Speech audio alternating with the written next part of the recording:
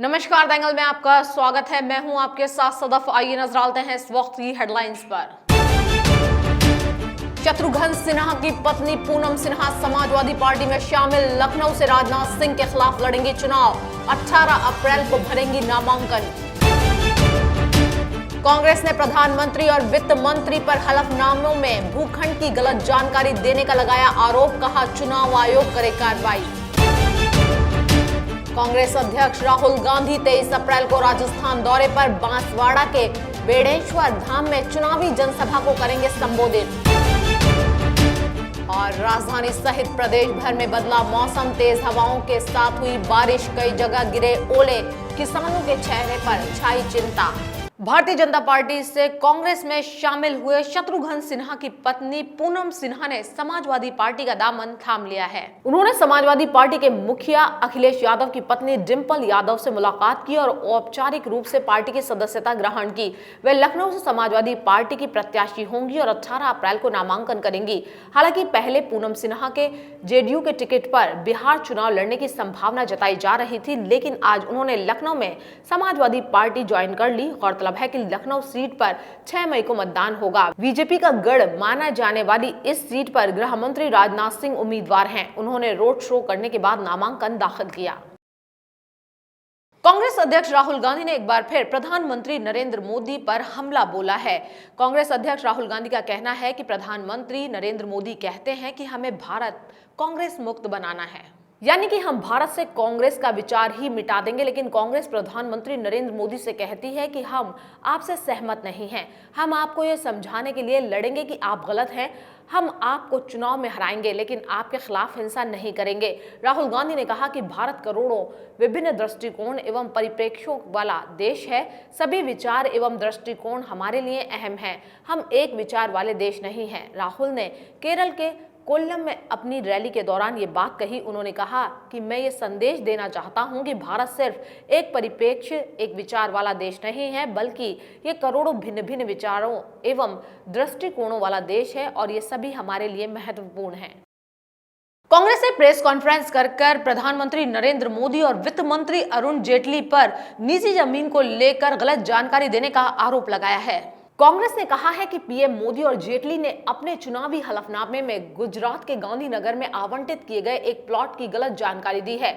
कांग्रेस ने इस मामले को लेकर चुनाव आयोग से जांच करने और कार्रवाई करने की मांग की है। कांग्रेस की ओर से पार्टी प्रवक्ता पवन खेड़ा ने कहा कि गुजरात के गांधीनगर में साहिब ने साल 2002 में अपने हलफनामे में प्लाट नंबर 411 सेक्टर 1 नाम की जमीन होने की बात कही थी, लेकिन साल 2012 में मोदी ने हलफनामे में इसका कोई जिक्र नहीं किया। कांग्रेस ने दावा किया कि साल 2014 के लोकसभा चुनाव में पीएम मोदी ने अपने हलफनामे में इस प्लॉट का जिक्र किया, लेकिन इसका नाम 411 से बदलकर 401A कर दिया और कहा कि वे इस प्लॉट के 1/4 मालिक हैं। कांग्रेस ने जेटली पर आरोप लगाते हुए कहा कि साल 2006 के हलफनामे में अरुण जेटली दिखाते हैं कि उनके नाम भी 401A नाम से एक प्लॉट है जो 326.22 स्क्वायर मीटर है। साल 2014 के लोकसभा चुनाव में उन्होंने भी यही कहा कि वे इस प्लॉट के 1/4 मालिक हैं, लेकिन अब उनकी वेबसाइट पर इसका कोई रिकॉर्ड नहीं है। लोकसभा चुनाव को लेकर नेताओं की रैलियों में तेजी आ गई है। इसी के मद्देनजर छत्तीसगढ़ के कोरबा में जनसभा को संबोधित करते हुए प्रधानमंत्री नरेंद्र मोदी ने कांग्रेस पर जमकर निशाना साधा। इस दौरान पीएम ने यहां आरोप लगाया कि नक्सलियों को कांग्रेस पार्टी में क्रांतिकारी कहा जाता है। उन्होंने कहा कि विधानसभा चुनाव में जब वह यहां आए थे तब उन्होंने कांग्रेसी नेताओं के बयान की तरफ लोगों का ध्यान दिलाया था। मोदी ने नक्सली हमले में जान गंवाने वाली बीजेपी की नेता भीमा मांडवी को श्रद्धांजलि देते हुए कहा कि यह दुर्भाग्यपूर्ण है कि जिस इलाके में नक्सलियों का प्रभाव कम हुआ था वहीं पर यह हमला किया गया है। उन्होंने सवाल किया कि आखिर ऐसा क्यों हुआ। प्रधानमंत्री ने इसके लिए कांग्रेस को जिम्मेदार ठहराया। उन्होंने कहा कि कांग्रेस द्वारा हौसला बढ़ाए जाने से नक्सली हमले हो रहे हैं। उन्होंने कांग्रेस के घोषणा पत्र पर तंज कसते हुए कहा कि कांग्रेस के ढकोसला पत्र से भी नक्सलियों का मनोबल बढ़ा है। उच्चतम न्यायालय मुस्लिम महिलाओं को मस्जिदों में नमाज पढ़ने के लिए प्रवेश देने की अनुमति की मांग करने वाली याचिका पर सुनवाई करने के लिए राजी हो गया है। कोर्ट ने केंद्र को नोटिस जारी किया। उच्चतम न्यायालय ने केंद्र सरकार, राष्ट्रीय महिला आयोग, सेंट्रल वक्फ काउंसिल और all India Muslim personal law board को नोटिस जारी किया है। न्यायमूर्ति S.A. बोबड़े और न्यायमूर्ति S. अब्दुल नजीर की पीठ ने पुणे के एक दंपति की याचिका पर केंद्र को जवाब देने का निर्देश दिया। पीठ ने याचिकाकर्ताओं की ओर से पेश वकील से कहा कि सबरीमाला मंदिर मामले में हमारे फैसले की वजह से ही हम इस मामले पर सुनवाई करेंगे। बता दें कि एक मुस्लिम दंपति ने सुप्रीम कोर्ट में याचिका दायर कर मुस्लिम महिलाओं को मस्जिद में नमाज पढ़ने की इजाजत देने की अनुमति मांगी है।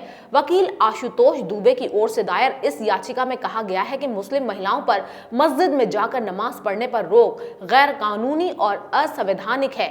ये मौलिक अधिकारों का उल्लंघन है। भाजपा नेता एवं बिहार के उप मुख्यमंत्री सुशील मोदी कांग्रेस अध्यक्ष राहुल गांधी के खिलाफ मानहानि का मुकदमा दायर करेंगे। सुशील मोदी का कहना है कि वे पटना कोर्ट में राहुल गांधी के खिलाफ मानहानि का केस दाखिल करेंगे। राहुल गांधी के बयान से करोड़ों लोगों की भावनाएं आहत हुई हैं। उन्होंने करोड़ों लोगों को चोर बताया है। भाजपा नेता सुशील मोदी राहुल गांधी के प्रधानमंत्री नरेंद्र मोदी पर दिए बयान से नाराज हैं। दरअसल राहुल गांधी ने अपनी एक रैली में पीएम नरेंद्र मोदी पर निशाना साधते हुए मोदी सरनेम वाले सभी लोगों को चोर कह डाला था। सुशील मोदी इसी बात से नाराज हैं और राहुल गांधी के खिलाफ मानहानि का मुकदमा दायर करने की धमकी दे रहे हैं। गौरतलब है कि राहुल गांधी ने कर्नाटक में रैली के दौरान कहा था कि चौकीदार 100% चोर है, सारे चोरों के उपनाम मोदी क्यों हैं। राहुल गांधी के इसी बयान से सुशील मोदी भड़के हुए हैं और उनका कहना है कि ये बयान करोड़ों मोदी उपनाम वाले लोगों की भावनाओं को आहत करने वाला है।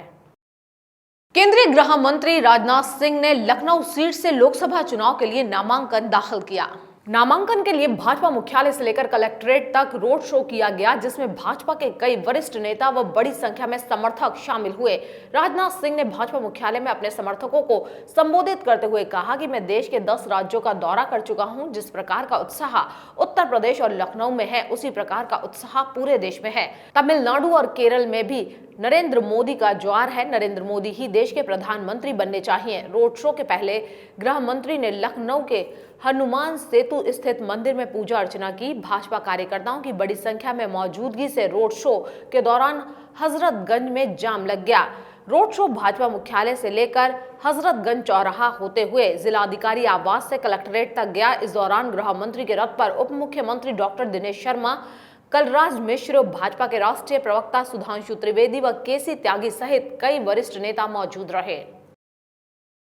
नेताओं की बदजुबानी लगातार जारी है। इसी कड़ी में कांग्रेस नेता नवजोत सिंह सिद्धू ने बिहार के किशनगंज में विवादित भाषण दिया। सिद्धू ने धर्म के आधार पर वोट देने की अपील की है। उन्होंने मुस्लिम धर्म के लोगों से एकजुट होकर महागठबंधन के प्रत्याशी के पक्ष में वोट डालने की अपील की है। साथ ही कहा कि छक्का मारो और मोदी को यहां बाउंड्री से पार कर दो। कटिहार लोकसभा सीट से कांग्रेस के टिकट पर तारिक अनवर लोकसभा चुनाव लड़ रहे हैं। एक चुनावी सभा को संबोधित करते हुए सिद्धू ने कहा कि आज साजिश हो रही है। मैं आप सभी को चेतावनी देने आया हूं। मुस्लिम भाइयों, आपकी आबादी 54% है। आप जितने भी मुसलमान भाई हो, मेरी पगड़ी हो, आप पंजाब में काम करने जाते हैं, आपको इज्जत मिलती है। आपको पंजाब में कोई दिक्कत हो तो मैं वहां का मंत्री हूं, आप मुझे वहां खड़ा पाएंगे।